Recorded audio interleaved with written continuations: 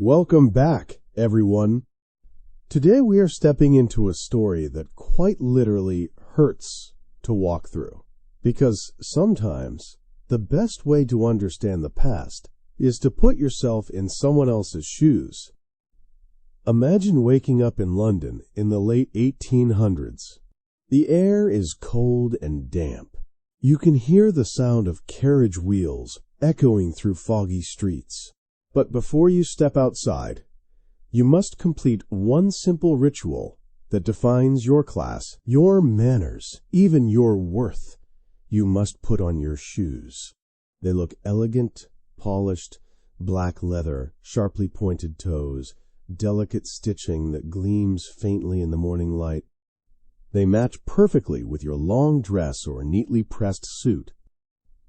But the moment you slide your foot inside, a quiet battle begins. The leather is stiff, the arch unforgiving, and your toes have nowhere to go. Because Victorian shoes were not designed for the human body. They were designed for society. In the 19th century, the world was transforming at a breathtaking pace. Industrial progress, social ambition, and a new obsession with appearances made fashion more than just clothing. It became a declaration of who you were. And in this polished age of manners and morality, even your shoes could determine your place in the world.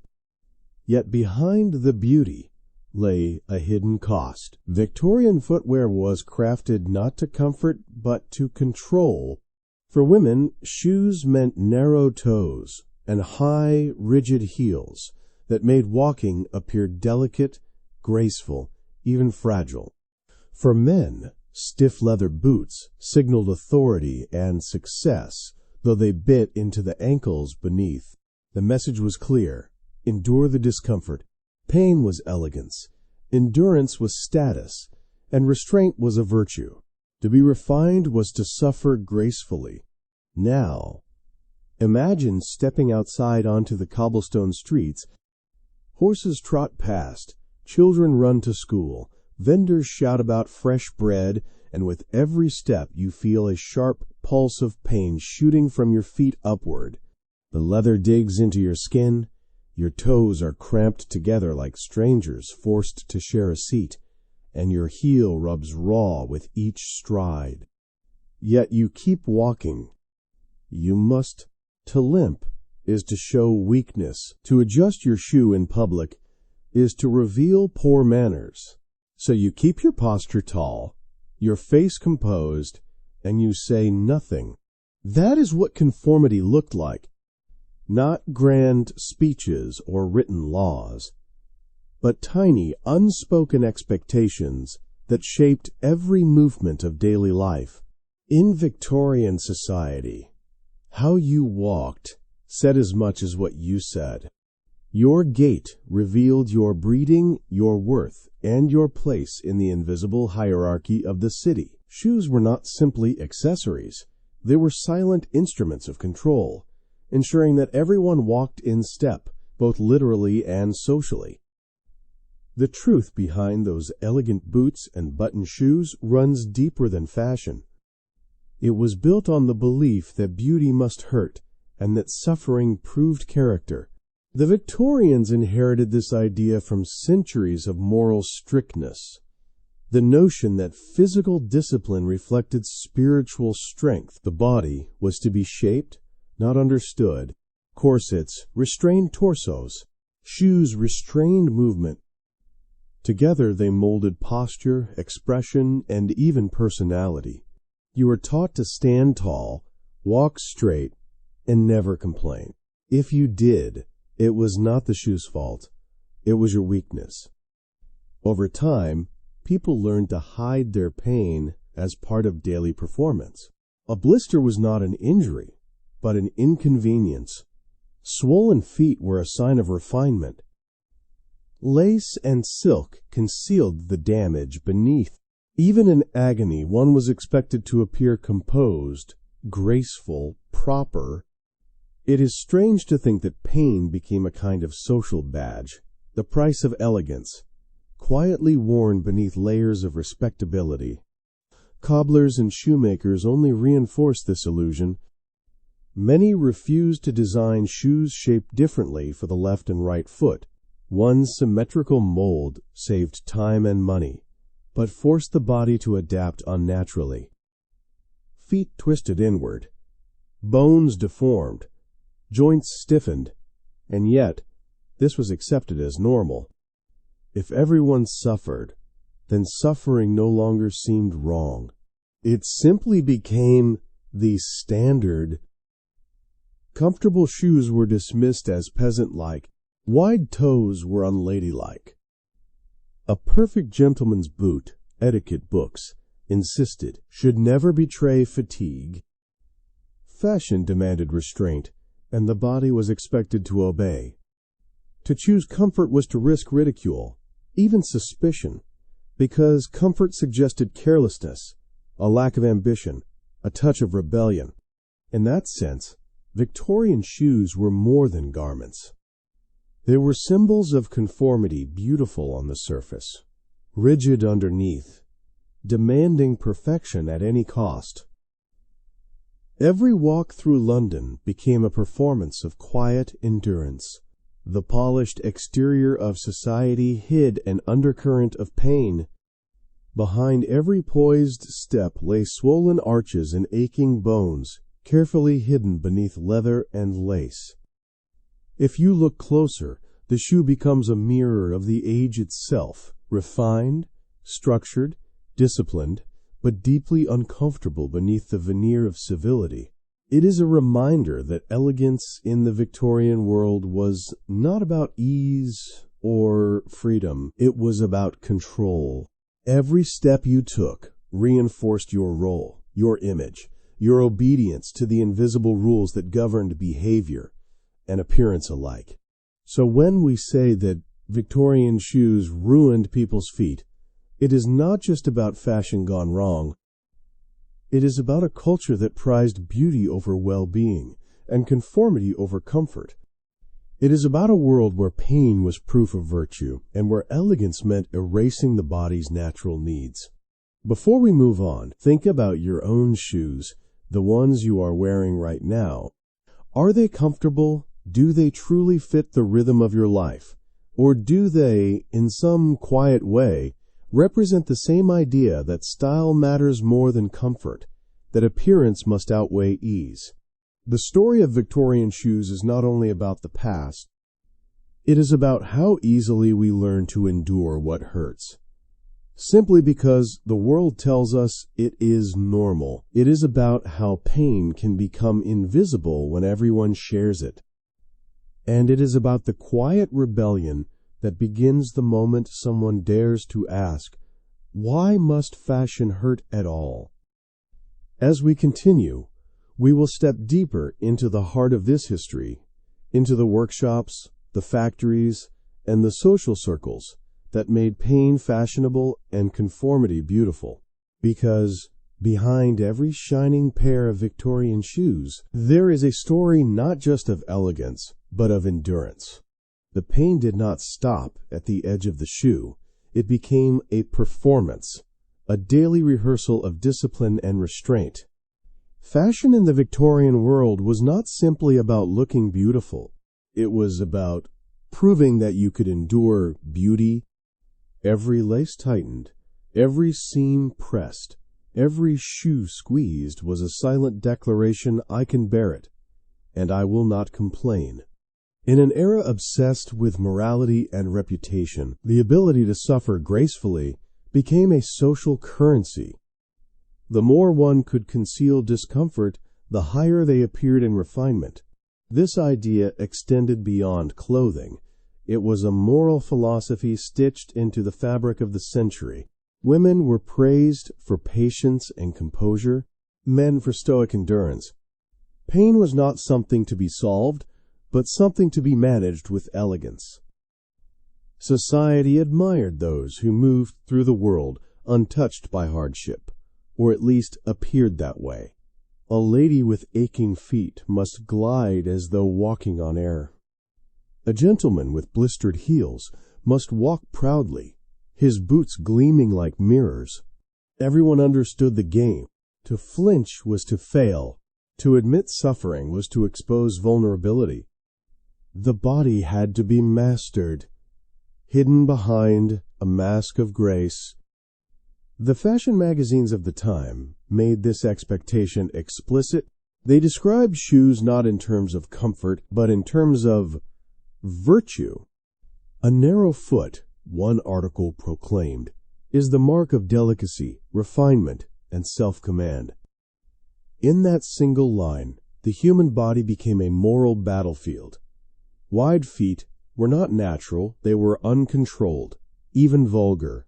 The ideal Victorian foot was small, constrained, obedient, just like the role women were expected to play in society. And yet, this silent suffering was admired. It carried the same weight as good manners or education. To endure was to belong, whether it was the corset pressing against the ribs, the starched collar scraping the neck, or the shoes that carved new shapes into one's bones. All were symbols of belonging to a world that valued control above comfort. There is a moment, perhaps, when this logic turns cruel. A young woman, standing before her mirror, tightens her boots even though they no longer fit. She can barely breathe as she fastens the final button. She tells herself, everyone else manages it. Her mother once said the same. Her friends will do it tomorrow. No one questions the ritual, because to suffer is to be respectable. The cycle repeats. Men, too, participated in this quiet endurance. The stiff military-style boots of the period became emblems of strength and discipline. To polish them daily, to bear the bruises they caused, was a form of masculine pride. A man who complained about sore feet would be mocked as weak, effeminate, or idle. So, like their female counterparts, they learned silence. Pain was private, appearance was public. Even medical advice reflected this cultural blindness. Doctors in London wrote about ladies' foot deformities with detached amusement, as though bunions and twisted toes were natural consequences of beauty, not preventable injuries.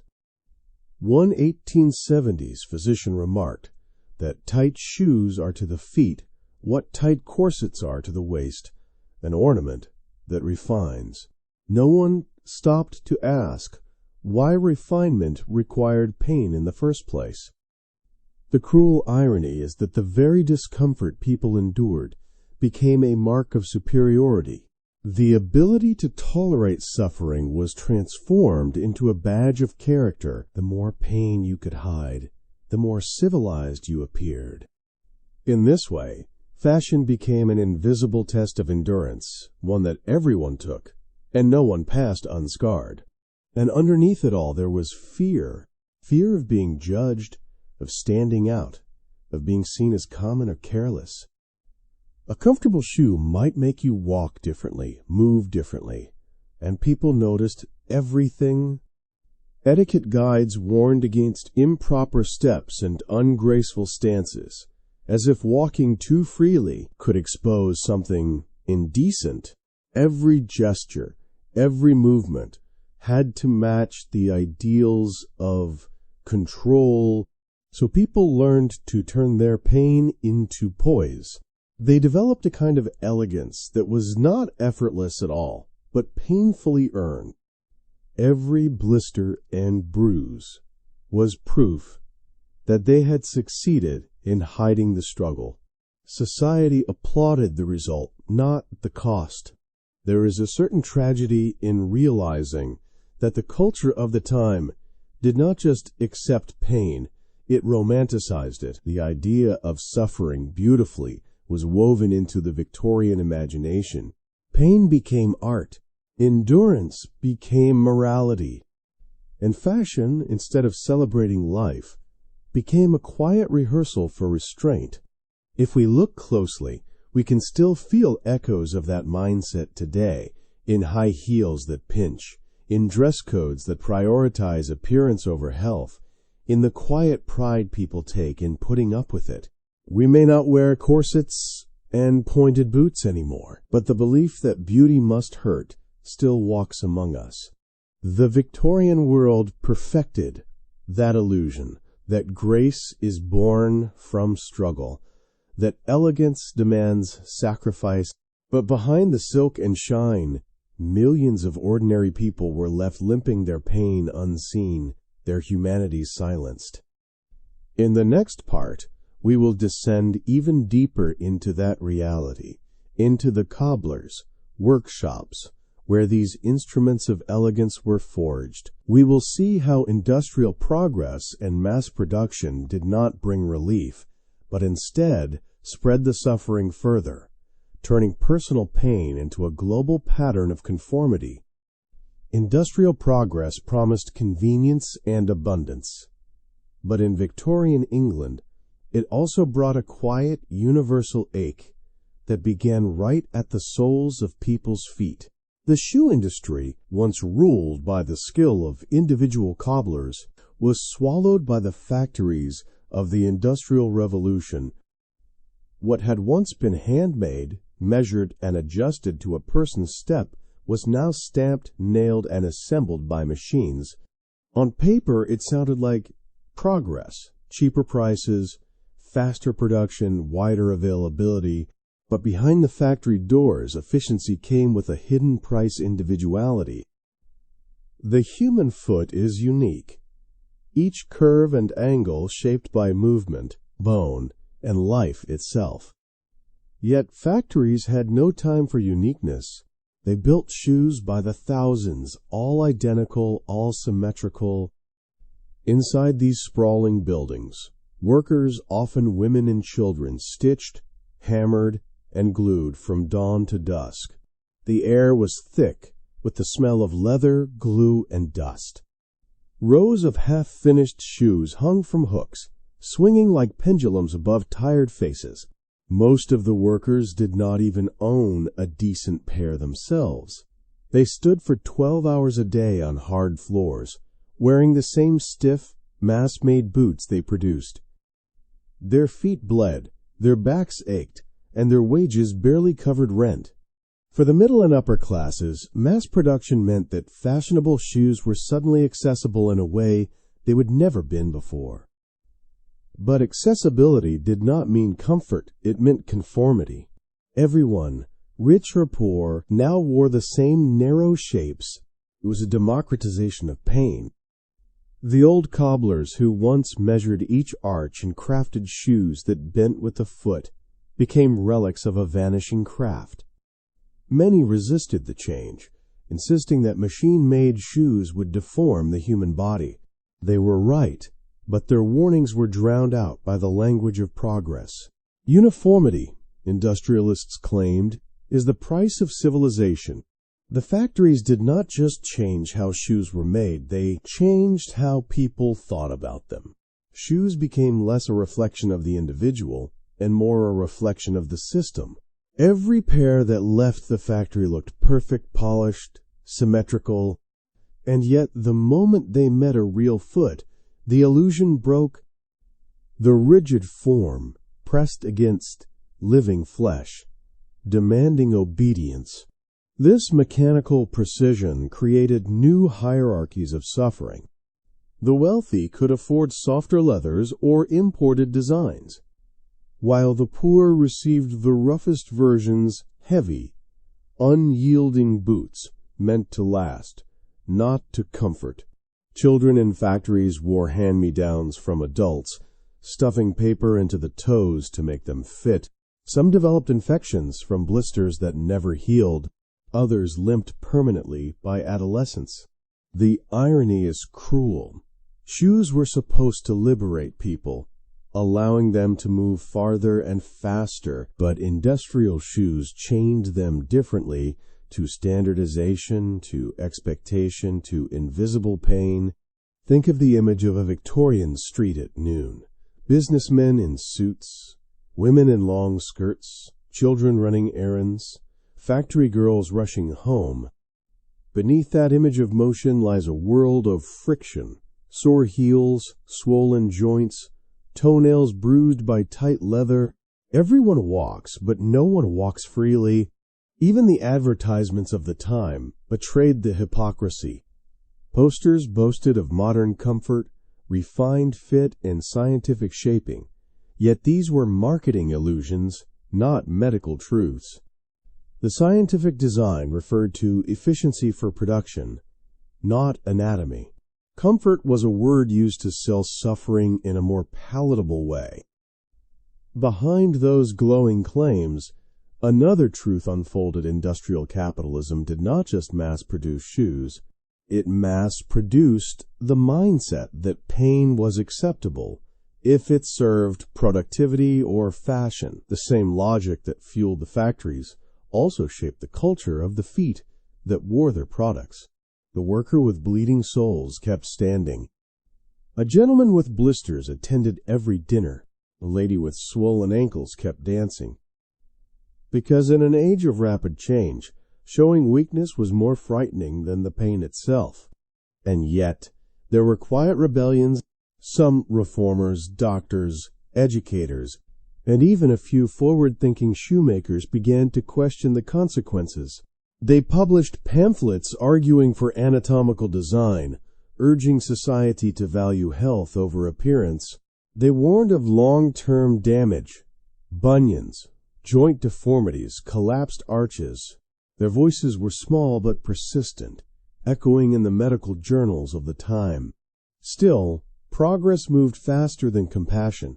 By the 1880s, factories in Northampton and Leicester could turn out thousands of pairs a week. Shoes became symbols of national pride, exported across the empire. Each shipment carried not just leather and nails, but an idea that uniformity was modern and comfort was old-fashioned. For the factory workers themselves, the irony deepened. They crafted beauty for others while standing in pain. At the end of the day, they went home barefoot or in torn boots, feet blistered and swollen. Their suffering was not just physical, it was symbolic. The living cost of industrial elegance. The factory floor became the new workshop of conformity, and the human body once again had to adapt to the machine. A cobbler once shaped shoes to fit a foot. Now the foot was forced to fit the shoe. The language of progress had turned upside down. By night, the streets filled with the sound of weary footsteps, a kind of mechanical rhythm that matched the ticking of the industrial age. Every step echoed the same contradiction, a world marching proudly forward but limping beneath its own weight. This was the paradox of Victorian modernity, that the very inventions meant to improve life often made it more uncomfortable. Shoes, once symbols of craftsmanship, became symbols of control. They taught people to walk in unison, to accept the standard, to silence their discomfort. And yet, beneath that silence, something was beginning to change. A few began to notice the connection between design and suffering, between fashion and health. The whispers of reform would soon grow louder, challenging the belief that elegance required pain. But before that quiet revolution could begin, the working classes would face one of the harshest realities of all, a world where even pain was a privilege, and those at the bottom did not have the luxury to complain. While the wealthy hobbled in polished boots and silk stockings, the poor endured something far worse. In the shadow of the same London streets where fine carriages rolled by, factory workers, servants, and laborers walked in shoes that were not just uncomfortable, they were weapons against their own survival. For the working class, shoes were not fashion, they were endurance tools. A single pair had to last through rain, mud, and years of walking. Many could not afford new ones at all. They bought second-hand boots from street vendors or pawn shops, sometimes with holes patched by bits of tin or cloth. Others tied their shoes together with rope or wire, desperate to keep them usable for one more week. A day in a Victorian factory began before sunrise. The air was cold and thick with soot, and the floors, stone or wood, offered no forgiveness. Most workers stood for 12, sometimes 14 hours. The shoes they wore had no cushioning, no lining, no fit. The leather was hard as bark, the soles thin as paper. By midday, every step sent a jolt of pain through the legs and spine. Women in textile mills or match factories often wrapped rags around their feet under their boots to soften the blisters. The rags, soaked with sweat and dust, became breeding grounds for infection. Doctors of the time noted cases of foot rot and ulcers spreading among factory laborers, but society saw it as a consequence of poverty, not of cruelty. Children suffered even more. Many worked barefoot in workshops or mines because their families could not afford shoes. In winter, frost-bitten toes turned black. Some lost nails permanently, others limped for life. When they did have shoes, they were often handed down from adults, too large to walk in properly, causing injuries that never healed.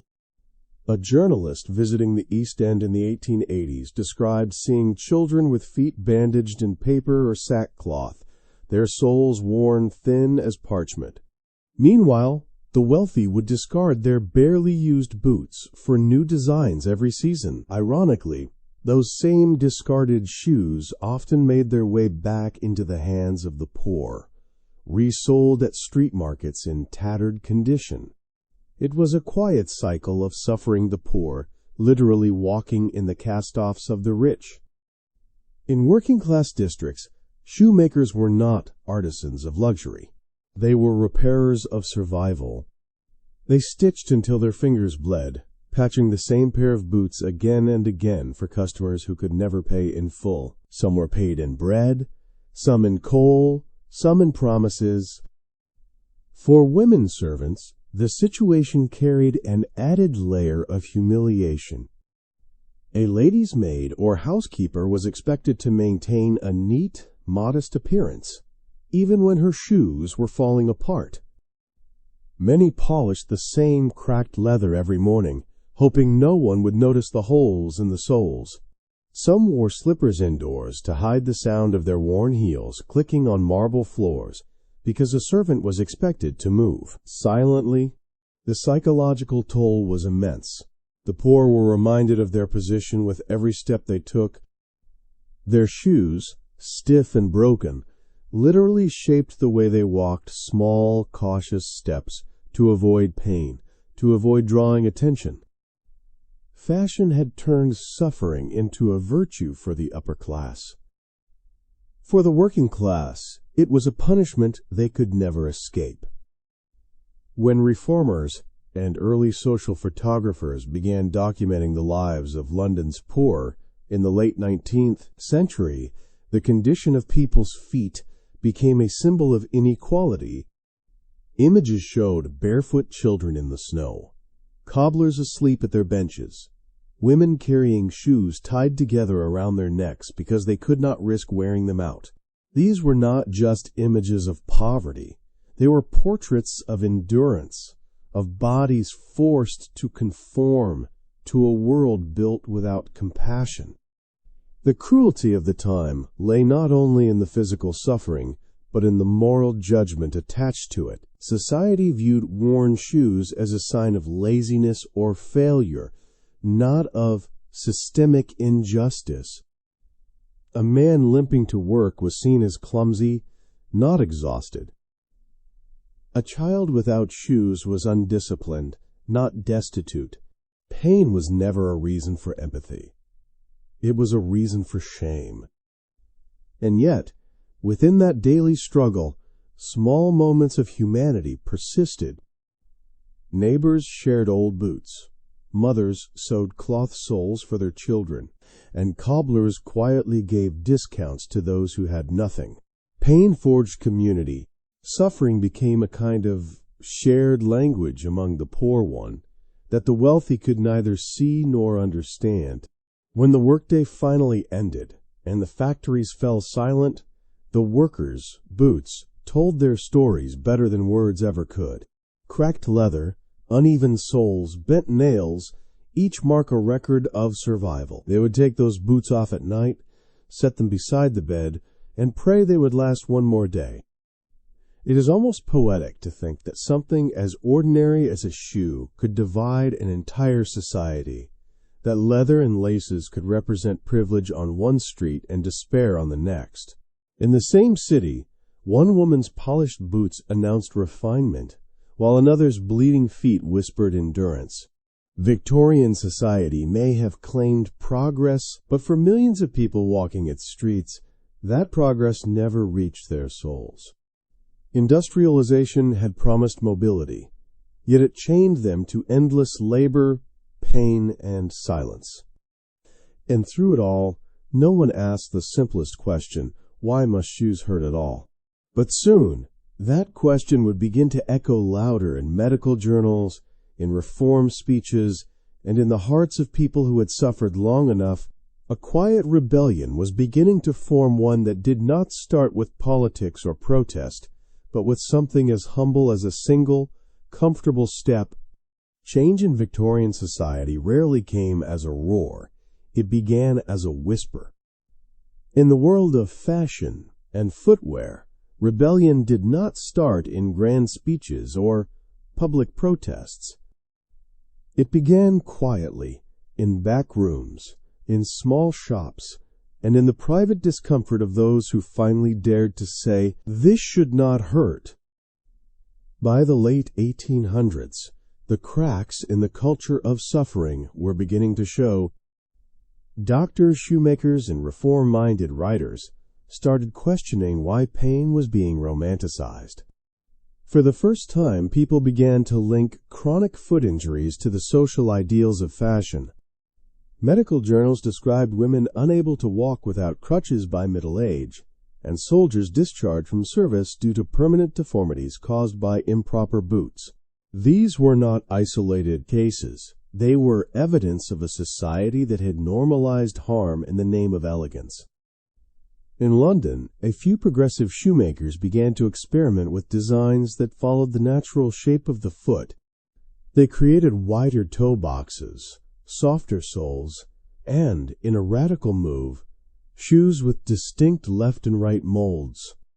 At first, these anatomical shoes were mocked by the upper class as peasant-like or grotesque, but a handful of doctors, including orthopedic pioneers like Thomas Shapter and William Adams, began publicly supporting the idea, writing that the shape of the shoe should follow the form of the foot, not the foot be forced into the form of the shoe. The first wave of reformers often faced ridicule. Fashion magazines dismissed them as overreacting. Socialites rolled their eyes at the idea of comfort being refined. But the conversation had begun, and once spoken aloud, the truth could not be unlearned. Women, too, played a quiet but powerful role in this shift. Many had endured years of pain in silence, the constant ache of narrow boots and high heels, until they began speaking about it among themselves. Some seamstresses and domestic workers, tired of limping home each night, started wearing softer men's shoes when off duty. A few even removed their boots entirely during breaks, hiding their bare feet behind factory walls or kitchen doors. Those moments of relief, however small, were acts of defiance. In upper-class society, some women took the rebellion further. They began questioning the entire structure of fashion that demanded submission from corsets to shoes. The early feminist movement in Britain, though often focused on education and suffrage, also included calls for rational dress. The Rational Dress Society, founded in 1881, declared that clothing should conform to health, comfort, and usefulness, not to deformity or disease. That single line challenged decades of moral and aesthetic tradition. Shoes became a quiet battlefield for these ideals. Pamphlets circulated showing diagrams of deformed feet, comparing them to the natural foot of a child. Reformers argued that society was literally reshaping human anatomy for the sake of appearances. It was a shocking revelation for a culture that prided itself on progress. Some doctors began fitting patients with custom health shoes wide, soft, breathable, and, most importantly, comfortable. They were plain and practical, often made of canvas or unpolished leather, and were worn mainly in private. To wear them in public was to risk judgment or even mockery. But a few brave women did it anyway. Walking down London streets in flat, wide shoes was not just a comfort choice. It was a statement of rebellion. The movement slowly gained traction. By the 1890s, advertisements for hygienic footwear began appearing in small health magazines. They promised relief from pain, improved posture, and natural grace. The term natural was the key word, a quiet rejection of the artificial beauty that had ruled the century. Still, the battle was far from won. For every reformer promoting comfort, there were 10 voices defending tradition. Pain had been woven into the social fabric for too long to be easily removed.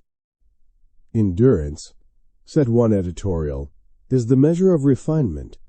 But endurance was beginning to lose its charm. The rebellion also reached art and literature.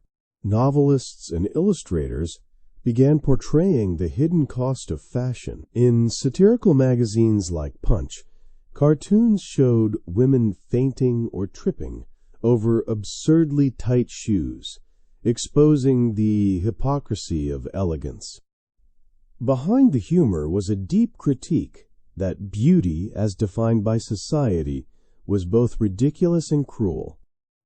Meanwhile, in working-class neighborhoods, comfort became a matter not of rebellion, but of survival. As industrial injuries mounted, reformers pushed for better workplace footwear. Some charities began distributing soft boots to child laborers, citing health concerns. It was a small change, but it symbolized something greater, a recognition that the body deserved care, not punishment. At the same time, a cultural shift was taking place beneath the surface. The idea that pain equaled virtue began to erode. The emerging sciences of anatomy and hygiene emphasized that health was not weakness, but strength. Walking, once an act of endurance, began to be seen as something that should be pleasant. That word pleasant marked a turning point. For centuries, pleasure and virtue had been enemies. Now, in the last years of the Victorian era, they were slowly learning to coexist. People began to imagine a world where movement could be graceful and painless, where beauty did not demand sacrifice, where a walk through London could be something more than an exercise in endurance. It is easy to overlook how revolutionary that idea was. The act of putting on a comfortable shoe was, in a sense, an act of freedom. It said, I choose to move naturally. I refuse to suffer for appearances. Each step in a wider shoe was a step away from the invisible chains of conformity that had defined the century. By the dawn of the 20th century, the quiet rebellion had spread far beyond the shoe. It had become part of a new cultural consciousness, one that valued the human body not as a thing to be disciplined, but as something to be respected. The age of fashioned pain was ending, and with it, an old belief was finally breaking apart. In this way, a simple object, a shoe, became a symbol of social evolution. It reminded people that progress was not just about invention or wealth, but about compassion, about asking, with sincerity and courage, must beauty hurt? And though the Victorian world would fade into history, that question would echo into the modern age, where high heels, tight clothes, and impossible standards still whisper the same demand for quiet endurance. The difference now is that we know we can choose differently. If you really want to understand Victorian society, do not start with its kings or queens start with its shoes. Because in the 19th century, footwear was not just about fashion or comfort. It was a symbol of where you stood in the world and how obediently you stayed there. Every sole told a story. A narrow, polished boot spoke of status, money, and restraint.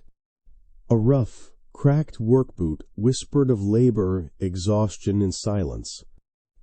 Shoes were social signifiers, silent badges of identity that revealed everything without saying a word. They divided people just as effectively as language, accent, or address.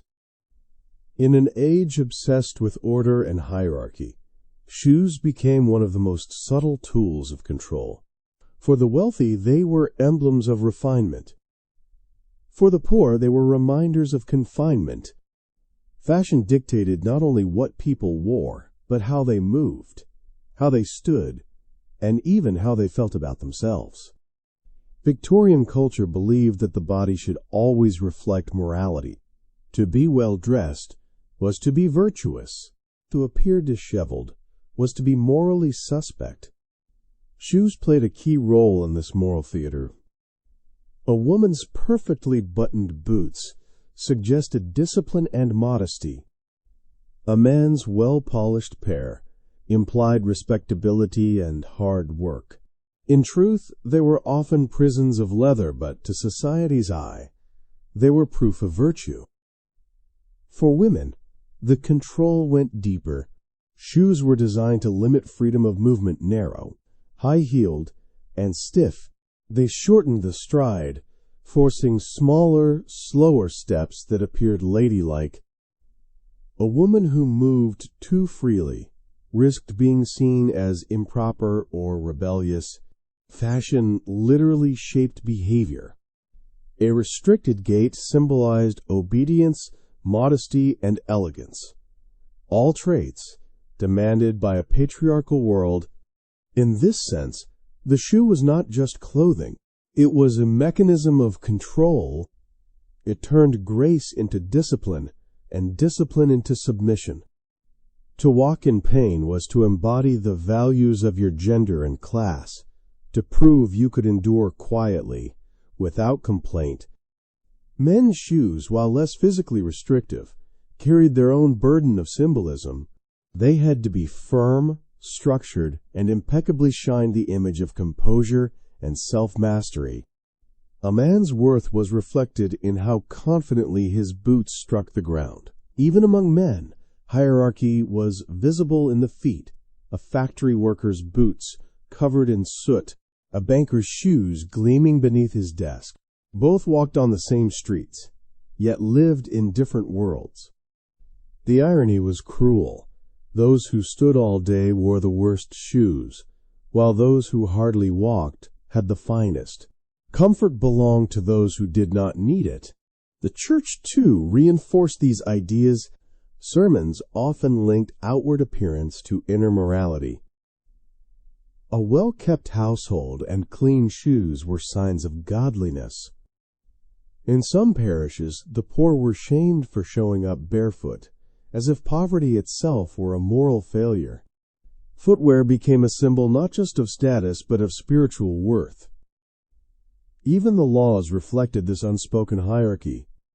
In certain towns, servants were forbidden from wearing the same styles as their employers. A coachman or maid caught imitating their master's fashion could be dismissed. Clothing, and especially shoes, marked one's place in the social order as surely as any title or rank. This control extended into education and upbringing. Middle-class parents taught their children to walk properly, toes pointed inward, steps measured, heels aligned. A proper walk meant social success. An ungraceful gait could doom a young woman's chances at marriage, or a young man's hopes of promotion. Shoes, therefore, were not simply worn, they were learned. They shaped posture, behavior, and even ambition. In this light, the Victorian shoe becomes something almost sinister, a quiet enforcer of cultural discipline, every pinch of leather, every restricted step, reminded people of their place. The pain was not accidental. It was instructional. It taught obedience.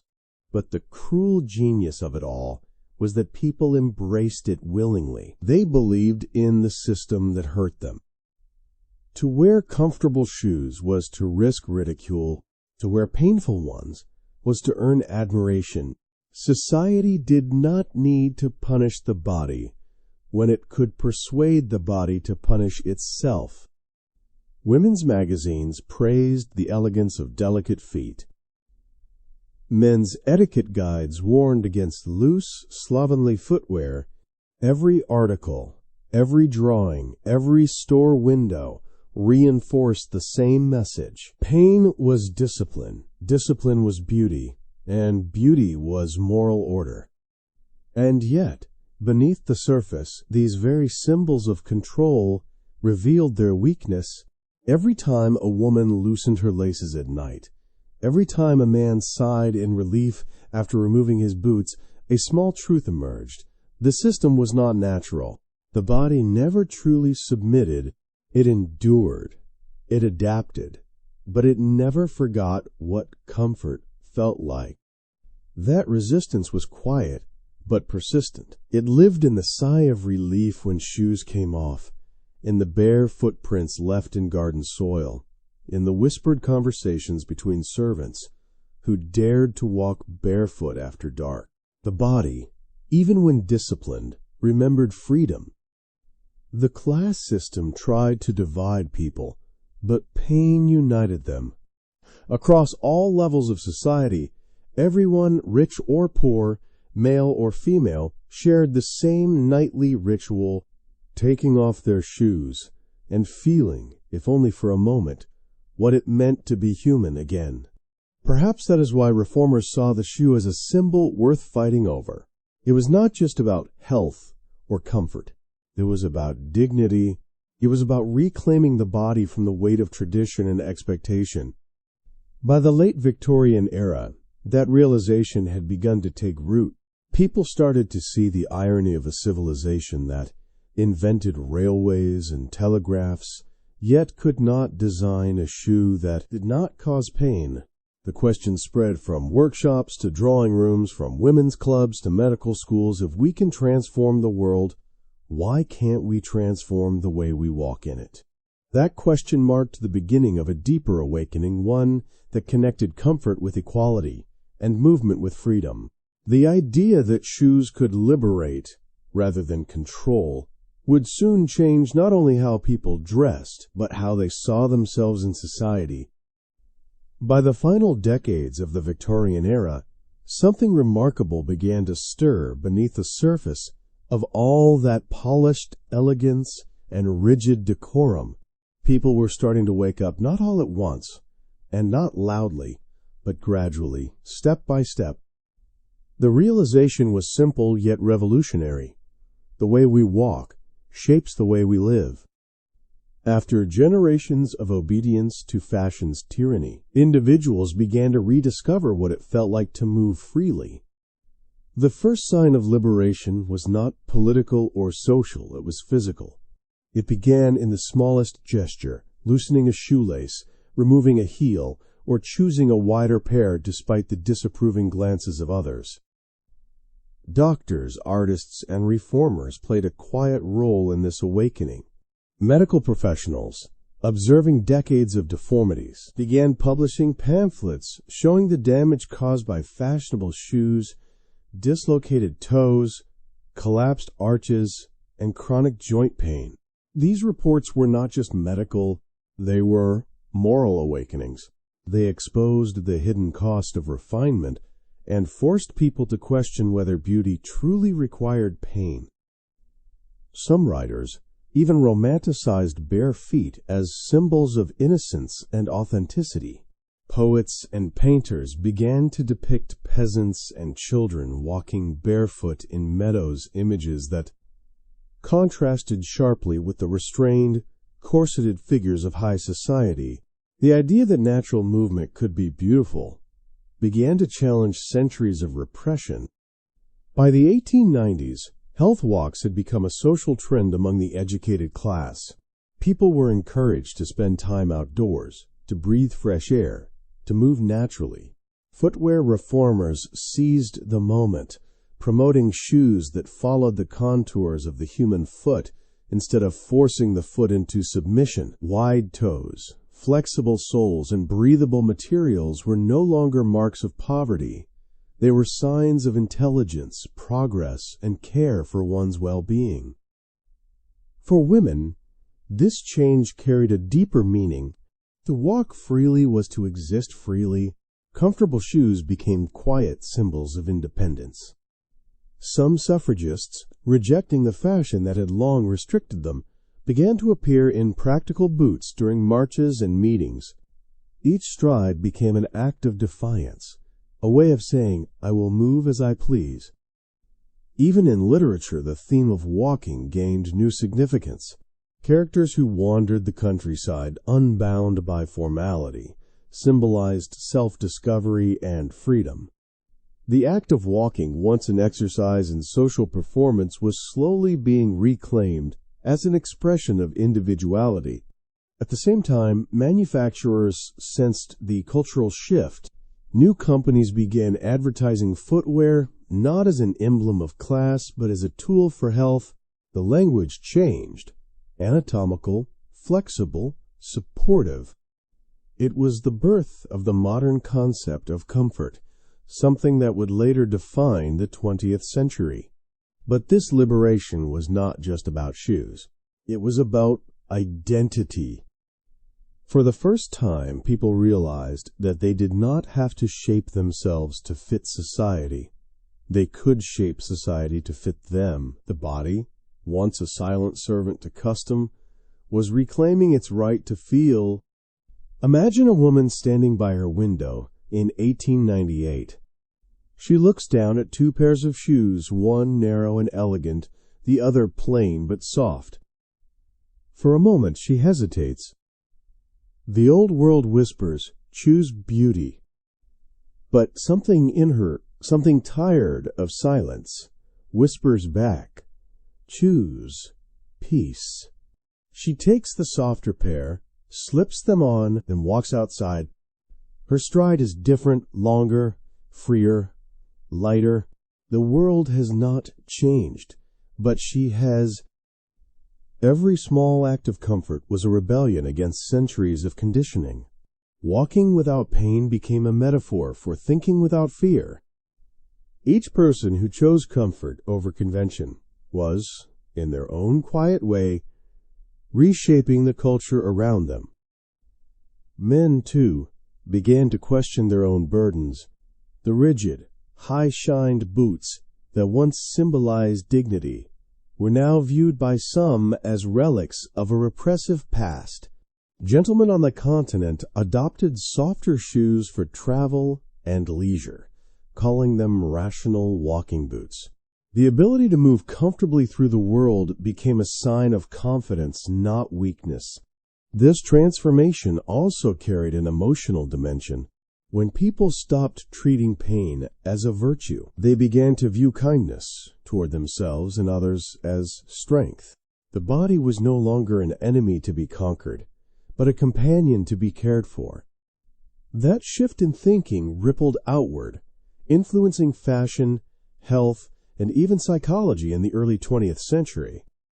By the dawn of the Edwardian age, comfort was no longer a shameful indulgence. It was becoming a mark of progress. Walking clubs formed across Britain, encouraging people to explore nature, to breathe, to move. Shoes were advertised with phrases like "freedom in every step" and "made for the human foot." What had once been mocked as radical was now fashionable. And yet, this was not just about shoes. It was about reclaiming humanity. Every reform, every change, began from the same core truth. People were tired of hurting for appearances. They wanted to feel alive, not confined. The liberation of the foot symbolized something larger, the liberation of self. When people learned to walk naturally again, They rediscovered more than comfort. They rediscovered agency. The freedom to choose how one walks, dresses, and moves became the foundation of a broader social awakening. The Victorian world had taught generations to hide pain beneath polish, to sacrifice the body for the sake of image. But by the century's end, the tide was turning. The body, once suppressed, was beginning to speak again through each natural step, each unforced breath, each quiet refusal to conform. It is poetic, really, that something as simple as a shoe could become the symbol of so much change. From silence to self-awareness, from obedience to expression, the path to liberation was walked one aching footstep at a time. And though the leather was still stiff and the streets still cold, the walkers of this new age carried something. The Victorians had nearly lost the memory of what freedom feels like. At the turn of the 20th century, the world stood on the edge of transformation. Steam engines roared, telegraphs clicked, and the rhythm of modern life quickened. But so did the rhythm of human understanding. After centuries of equating refinement with restraint, society began to ask a revolutionary question. What if beauty could be kind? This was not a loud revolution. It did not come with banners or protests, but it quietly rewrote the definition of elegance. For the first time in history, comfort began to carry dignity. The old equation, pain equals virtue, was losing its power. People started realizing that grace did not come from suffering. It came from ease, from the natural harmony between the body and the self. The change was subtle but everywhere. In advertisements, shoes once described as narrow and refined were now marketed as healthy and balanced. Words like natural fit, supportive arch, and flexible sole entered the public vocabulary. These were not just marketing terms. They reflected a cultural shift, a recognition that progress was not about controlling the body, but understanding it. Fashion, too, began to soften. Corsets loosened, fabrics breathed, and silhouettes relaxed. Walking, once a delicate performance of composure, became an act of vitality. The new woman, as newspapers called her, walked with purpose. Her shoes were practical, her steps confident. She represented a new ideal, not fragile and silent, but strong and free. For men, the change carried a different but equally powerful symbolism. The industrial age had demanded discipline and stoicism. Now, modernity asked for empathy and adaptability. The polished rigidity of Victorian masculinity gave way to something more human. A man could be respectable and still value comfort. The shine of his boots mattered less than the strength of his stride. Doctors began to emphasize posture and movement as foundations of health. Physical education appeared in schools. Walking became part of urban life rather than a privilege of leisure. The act of moving one's body without pain, without restriction, became a statement of modern humanity. But the most profound transformation was psychological. The old Victorian ideal had taught people to distrust pleasure, to see it as weakness, indulgence, even sin. Now, pleasure was being redefined. Comfort was no longer immoral, it was intelligent. To care for the body was to care for the self. The notion that self-respect could exist without self-punishment was quietly reshaping the Western mind. In literature and art, this shift was reflected everywhere. Pain was no longer glorified, it was questioned. Authors like George Bernard Shaw and Oscar Wilde mocked the absurdity of fashion that hurt the wearer. Pain, once aestheticized, became a symbol of ignorance. Beauty, they argued, was not in control, but in authenticity. A new generation of designers emerged, Influenced by this philosophy, instead of seeing the body as something to be molded, they sought to collaborate with it. Function became the foundation of form. The human foot, once forced into submission, became the blueprint for modern design. It was an artistic as well as a moral evolution, the acknowledgement that truth and comfort could coexist. And yet this transformation did not erase history, it absorbed it. People carried the memory of their suffering like a cautionary tale.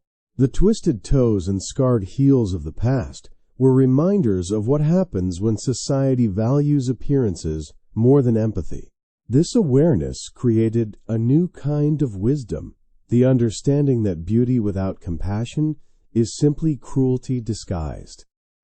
As cities modernized, the idea of movement itself became democratic.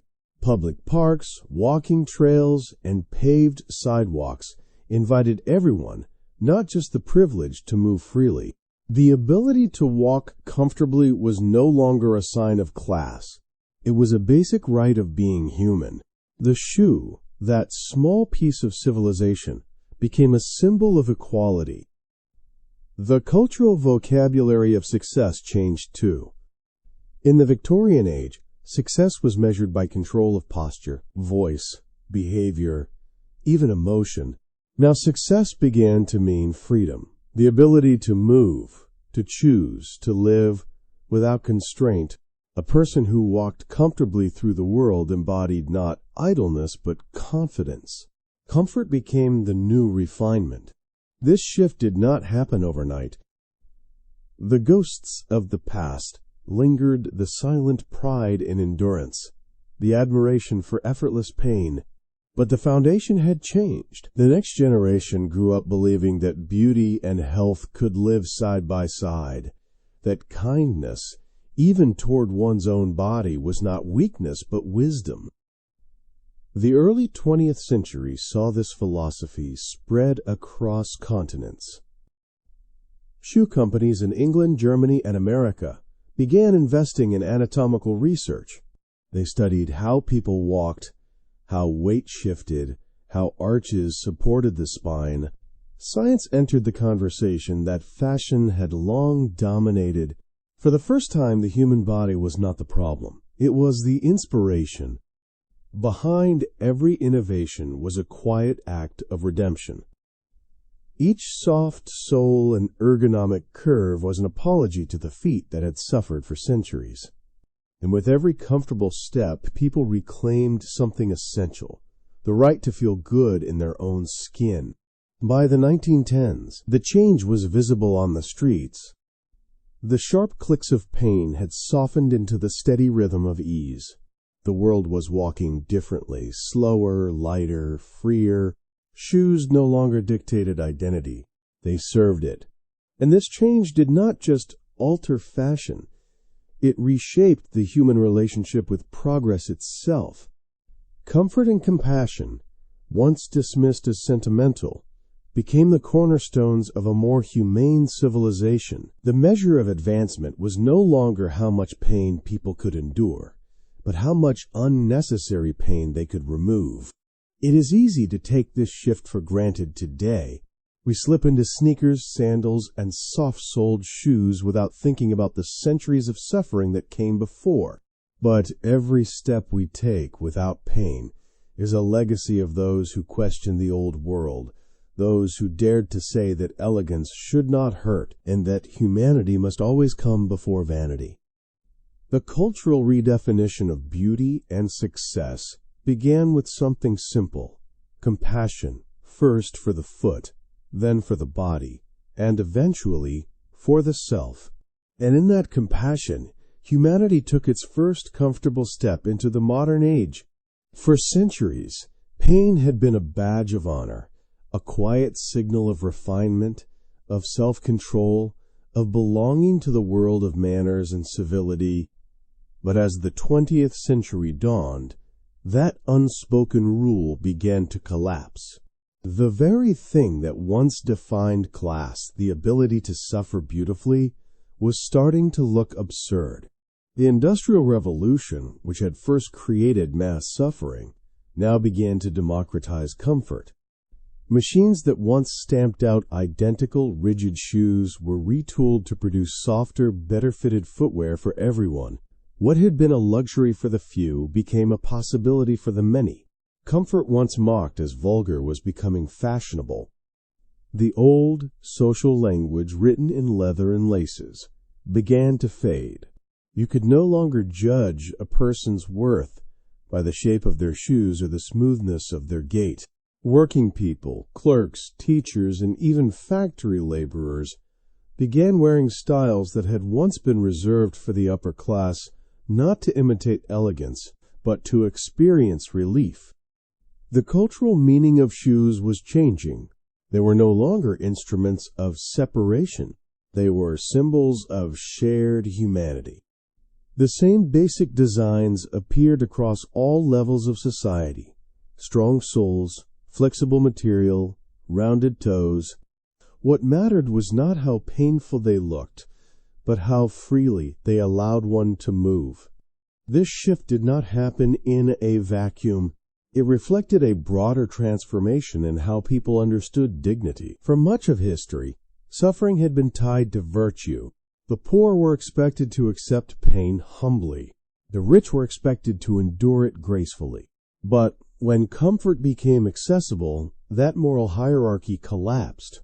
People realized that relief from pain was not indulgence. It was justice.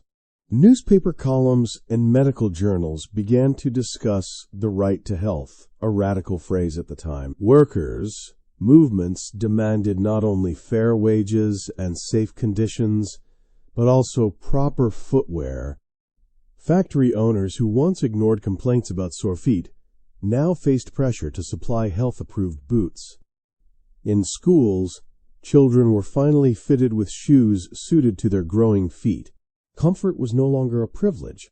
It was becoming a social responsibility. Fashion houses caught on quickly. What began as a quiet reform turned into a style revolution. Practical shoes, once considered plain, were redesigned with elegance and detail. Designers discovered that beauty and comfort could coexist, that a well-made shoe did not have to hurt to make a statement. By combining craftsmanship with empathy, they created something entirely new: fashion with conscience. Women in particular embraced this change as part of their growing independence. The suffrage movement had already challenged society's expectations of silence and restraint. Now it challenged the bodies as well. The act of walking freely, without the pinch of pain, became an assertion of equality. To walk comfortably was to declare, "I belong anywhere I choose to go." Men's fashion followed suit. The old stiffness of Victorian boots softened into flexibility. Loafers, walking shoes, and low-heeled Oxfords became symbols of modern sophistication. The new gentleman was not one who suffered quietly, but one who moved easily, confident, unburdened, alive. Even the language of advertisements changed. Where 19th century posters had praised refinement through narrowness, 20th century ads spoke of freedom, mobility, and natural comfort. The words that once justified suffering were being rewritten into an invitation to live better. By the 1920s, the distinction between fashionable and functional was blurring. Shoes became tools of expression rather than instruments of suppression. A teacher, a tailor, and a duchess could all wear similar designs and walk the same streets without social scandal. For the first time, the human experience of walking something so basic, so universal, began to unite people rather than divide them. The symbolic power of this change can't be overstated. In the Victorian world, pain was proof that you belonged to civilization. Now, comfort became proof that civilization had evolved. The right to move without agony was not merely physical. It was moral, emotional, even political. In working-class neighborhoods, The shift was most visible. Where once children limped through mud in broken boots, now they ran shod in affordable, durable shoes made for real feet. For mothers who had watched generations suffer, this was not just a convenience, it was redemption. For the first time, their children could walk to school without wincing, and in that simple act, a child walking comfortably to school, centuries of hierarchy quietly unraveled. No one watching that child could tell whether their parents were wealthy or poor. The old social code of pain had been erased, replaced by something simpler, kinder, and infinitely more human. Movement without fear. Of course, not everyone welcomed the change. Traditionalists scoffed, insisting that too much ease would make people lazy. To them, the decline of discomfort symbolized moral decay. But history was no longer on their side. The world was changing too quickly. Modern life demanded mobility, energy, and adaptability, and none of those could coexist with pain. As comfort spread, it did not cheapen society's sense of beauty, it deepened it. People began to see elegance not as restriction, but as balance. A well-made shoe was not beautiful because it hurt. It was beautiful because it harmonized with the person wearing it. By the 1930s, the idea that pain could ever define class or virtue had vanished. The social codes of the shoe had been rewritten. The same culture that once worshipped discipline now celebrated well-being. The same civilization that once admired endurance now valued compassion. And yet, the memory of what came before remained in museums, in preserved leather shoes with impossibly narrow tips, in the photographs of solemn faces forced into silent grace. They serve as reminders that progress is not always measured by grand inventions, but sometimes by the smallest victories. Like learning that it is possible to walk without pain and that no one deserves to suffer to be seen.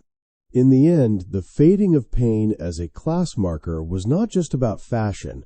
It was about equality, a shift from separation to solidarity, from endurance to empathy. The right to comfort became a shared language of humanity, one step at a time. Shoes have always been more than mere objects. They are mirrors of civilization itself. They trace the journey of humanity from survival to self-expression, from conformity to individuality. And in the story of Victorian footwear, we find one of the most revealing metaphors for what it means to be human, the constant struggle between restraint and release. When you think about it, shoes are paradoxical things. They exist to protect us, yet they can imprison us. They help us move, yet they can make movement painful. They express identity, yet they can erase individuality. Across cultures and centuries, shoes have symbolized both power and humility, both progress and control. In the Victorian era, that paradox became painfully literal. Shoes were not designed for the body. The body was forced to obey the shoe. They represented a society obsessed with appearances, a world that measured virtue through discomfort, elegance through endurance. Every pointed toe and polished heel carried a silent message. To belong, you must constrain yourself. But the deeper tragedy was not the physical pain. It was the spiritual one. By shaping the foot, society was shaping the soul. The narrow shoe became a symbol of conformity, of dreams compressed, and individuality folded inward.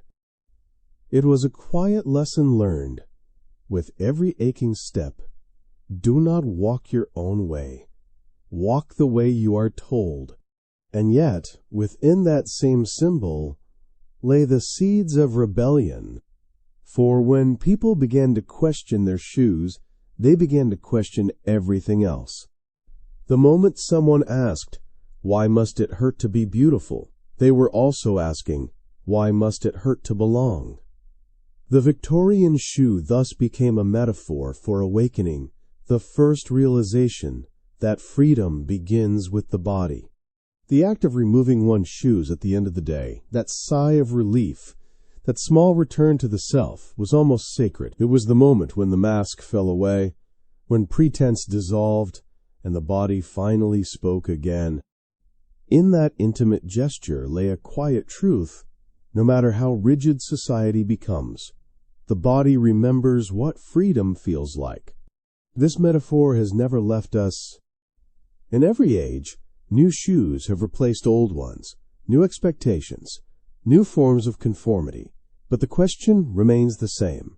How much pain are we willing to accept to fit in? Whether it is the tight dress code of an office, the impossible standards of social media, or the quiet pressure to appear perfect, the spirit of the Victorian shoe still lingers. It reminds us that progress is not just about invention, it is about liberation, the ability to move freely without apology. The evolution of the shoe reflects the evolution of the self. When shoes became softer, wider, and kinder, so did the human mind. Society began to see that true refinement was not the ability to endure pain, but the wisdom to prevent it. Compassion replaced cruelty as the new mark of civilization. Artists and philosophers later seized upon the metaphor of the shoe to explore deeper human truths. In literature, shoes became symbols of destiny, the journey one takes, the burdens one carries, the paths one dares to walk. In psychology, they came to represent identity, how we walk through life, what paths we choose, how comfortable we are in our own skin. The simple question, do these shoes fit, evolved into something larger. Does this life fit me? That question captures the essence of freedom, because comfort is not laziness, it is alignment. When something fits, you move without friction. When it does not, every step becomes resistance. The Victorians accepted resistance as elegance. Modernity learned that harmony is stronger than struggle. Shoes also reflect power dynamics. Throughout history, those with power have walked in comfort, while those without have walked in pain. The emancipation of the foot mirrored the emancipation of the worker, the woman, and the self. To claim comfort was to claim worth. To walk without pain was to reject invisibility. Even the imagery of shoes, their presence or absence, carries meaning. Barefoot children once symbolized poverty. Later, they came to symbolize innocence, freedom, the purity of nature untouched by artificial constraint. The evolution of that symbolism tells us something vital. Society's moral compass shifts as it learns to see empathy as beauty. In this sense, the story of Victorian shoes is not about fashion at all. It is about the long, slow awakening of empathy, the realization that progress cannot be measured by how much we can endure, but by how gently we can walk through the world. Look down at your own shoes for a moment. They carry your entire life, your memories, your choices, your daily journeys. Each scuff is a story, each worn sole a reminder that you have moved, persisted, lived. And if they are comfortable, if they let you move freely, then you are standing on centuries of quiet rebellion, the legacy of countless unnamed feet that refused to suffer silently. In the end, shoes remind us of one timeless truth: freedom is not always loud. Sometimes it is silent, humble, found in the space between leather and skin. It is in the way you walk, unhurried, unashamed, unbound. Victorians believed that beauty required pain. We have learned that beauty requires peace. Their world asked people to prove their worth by enduring. Ours asks us to honor our worth by feeling. That is the real evolution, not of footwear, but of humanity. Because every civilization, at its core, must decide one thing. Will it teach its people to walk in pain or to walk in kindness? The story of the shoe shows how one small object, worn, humble, ordinary, can answer that question with every step we take. When we look back at the Victorian world, it is easy to see its fashion as something quaint corsets, top hats, polished boots, and parasols. But beneath the surface, these were not just styles. They were systems. They reflected how people thought, how they lived, how they judged, and how they obeyed. And if we look closely, we will see something uncomfortable. Those systems never truly disappeared. They only changed shape. The Victorian shoe, with all its elegance and cruelty, is not just an artifact of the past. It is a mirror held up to our present, because even today we still build worlds where people are expected to endure discomfort quietly, not with leather and laces, but with expectations, appearances, and pressure. Think about it. We live in a society that tells us to push through, to smile even when we are hurting, to fit into molds that do not quite match who we are. We still value performance over peace, perfection over presence. The tools have changed, but the message feels familiar. Hide the pain. Look refined. Move gracefully through pressure. That is the modern shoe invisible, but no less binding. It might not blister the skin, but it squeezes the spirit. And so, the story of Victorian footwear becomes something more than history. It becomes a lesson in self-awareness. It reminds us how easy it is for culture to normalize pain, and how hard it can be to see that normalization until someone dares to question it. The Victorians did not think of themselves as cruel. They thought of themselves as proper, elegant, respectable. It took courage and imagination to ask, what if there is a better way to walk through life? That question remains just as vital today. It applies not only to fashion, but to everything, to work, relationships, ambition, and identity. We are still learning to distinguish between what truly fits us and what we have been told should fit. The deeper lesson is about empathy. The evolution from painful shoes to comfortable ones was not just a design improvement, it was a moral awakening. It showed that compassion could be practical, that kindness could exist in something as ordinary as a shoe.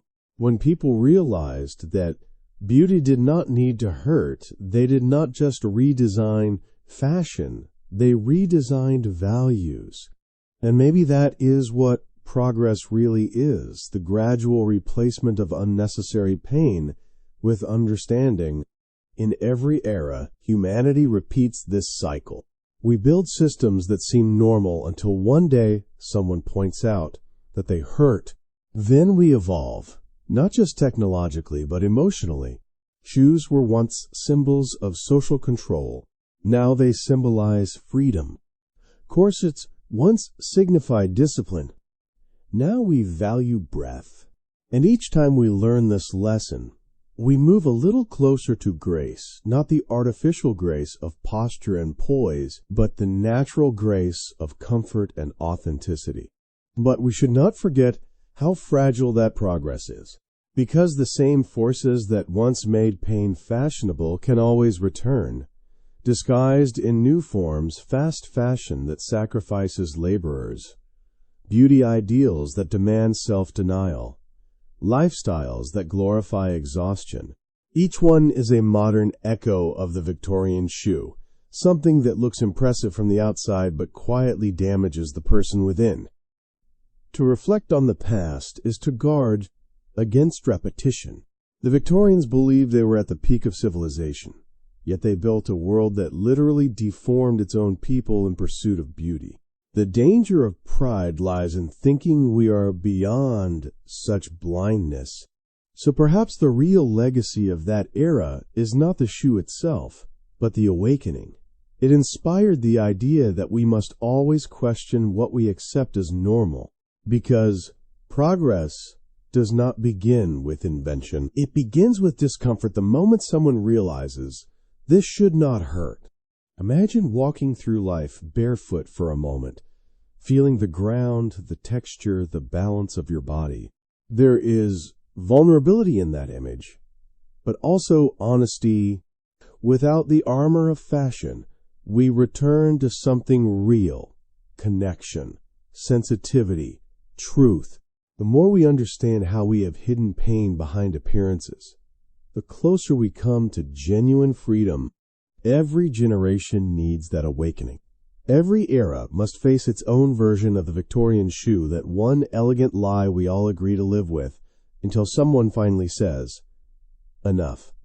The story of Victorian shoes teaches us that change begins at the smallest level, not in grand speeches or revolutions, but in the courage to choose comfort, compassion, and self-respect over conformity. It begins with noticing when something hurts and believing you deserve better. And that is the most timeless lesson of all. Pain may be inevitable, but unnecessary pain, the kind we wear for acceptance, is not. Once we learn to reject it, we do not just free our feet, we free our lives. When you think about it, every comfortable step you take today, every sneaker, every soft sole, every natural stride carries the memory of those who could not walk without pain and the triumph of those who dared to change that. The ground beneath us remembers. So, as we move forward into our own age of invention and pressure, perhaps we should ask ourselves one simple question, the same one that freed the Victorians from their narrow shoes. Are we still suffering for the sake of appearances, or are we finally learning to walk in peace? Because in that answer, quiet, personal, and profound, lies the true measure of how far we have come. So now, as our long walk through history reaches its end, we can finally look down not just at the shoes of the Victorians, but at our own, and see how far humanity has come. What began as a simple tale of leather, laces, and pain has revealed something much deeper, the story of how we learn, slowly and painfully, to treat ourselves and others with kindness. Victorian shoes were never just about fashion. They were a reflection of a belief that beauty required sacrifice. That dignity was measured by how quietly one could endure. In their polished leather, we see a civilization obsessed with control over the body, over emotion, over individuality. They turned elegance into obedience, and pain into proof of worth. But history is never static. The same objects that once symbolized confinement eventually became emblems of liberation. As people began to reject discomfort, they were not just changing footwear, they were rewriting the relationship between appearance and identity, between self and society. That is the first great lesson of this story. Progress does not always look like revolution. Sometimes it looks like relief. It happens not in parliaments or palaces, but in the quiet, everyday moments, when someone decides they have had enough of hurting, enough of pretending, enough of obeying rules that make no sense. Every cultural shift begins with that quiet act of refusal. The second lesson is empathy. The transition from pain to comfort was not only technological, it was moral. It required a new way of thinking, that suffering is not noble, that endurance is not beauty, and that kindness, even something as humble as designing a shoe that does not wound, is a mark of civilization. When we learn to build shoes that fit the foot, we were also learning to build societies that fit the human spirit. The idea that something should serve us, not suppress us, became the foundation of modern humanism. And the third lesson, perhaps the most personal, is freedom not the loud kind, won by wars or declared in documents, but the quiet freedom of simply existing without pain, to move without restriction, to walk in one's own rhythm, one's own path, one's own truth. The Victorians mistook stillness for grace. They believed control was beauty. We have learned that movement is life, and that beauty comes from balance between strength and softness, between expression and ease. Look at how that lesson echoes through everything we create now. Ergonomic design, breathable fabric, flexible technology, compassionate workplaces, mental health awareness. Each one is an extension of the same truth that progress means removing unnecessary pain. That civilization, at its best, is simply the art of making life gentler. When you put on a comfortable pair of shoes today, you are benefiting from centuries of trial, error, and awakening. You are living proof that empathy outlasts cruelty, that awareness can transform tradition, that freedom can begin in the smallest gesture. So perhaps the story of Victorian shoes is not just about feet, or fashion, or history. It is about all the invisible ways we learn to walk differently, as individuals, as societies, as a species.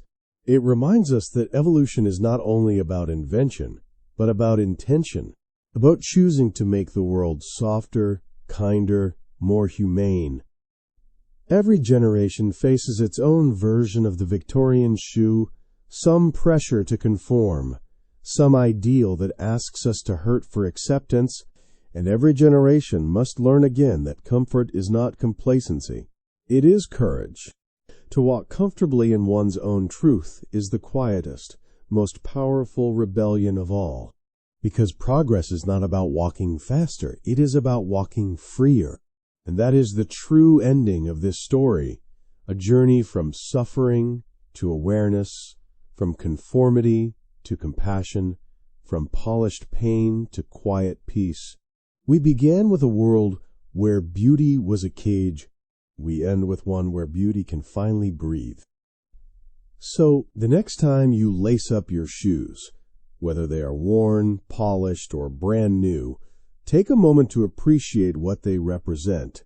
They are not just protection for your feet. They are symbols of empathy made tangible, history made comfortable, humanity made visible. They carry the memory of every person who ever dared to ask, "Why must we hurt to belong?" and the triumph of every person who decided to walk differently. Each step you take today is built on their courage. And as long as we keep walking kindly, consciously, comfortably, we honor them. Because the story of the Victorian shoe, in the end, is the story of us all, how we learn to stop enduring and start living. And that brings us to the end of our walk through history.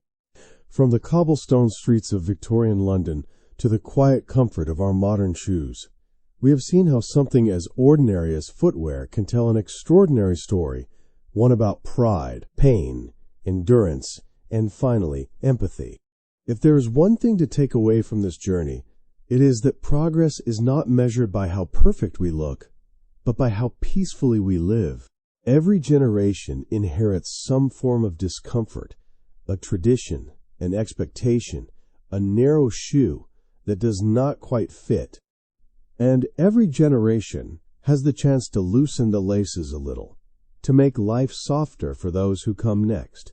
So as you take your next steps, wherever they lead, remember that comfort is not weakness, it is wisdom. It means you have learned from the past. It means you have chosen freedom over fear, kindness over conformity. Thank you for walking with me through this story. If you enjoyed this journey into the forgotten corners of history, do not forget to like, share, and subscribe. It helps more people find these quiet lessons from the past. Take care of your feet. Take care of your steps. And most of all, take care of yourself. Until next time, keep walking gently through the world.